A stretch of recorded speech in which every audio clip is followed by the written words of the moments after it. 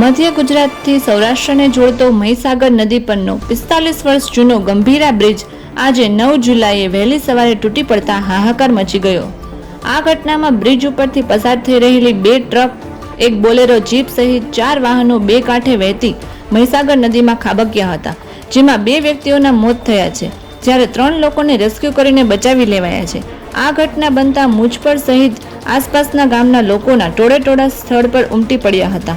તે સાથે પાદરા પોલીસે પણ ઘટના સ્થળે દોડી કાર્યવાહી હાથ ધરી હતી. ઉલ્લેખનીય છે કે સુસાઇડ પોઈન્ટ તરીકે કુખ્યાત આ બ્રિજ તૂટતા આણંદથી વડોદરા, ભરૂચ અને અંકલેશ્વરનો સંપર્ક તૂટ્યો છે.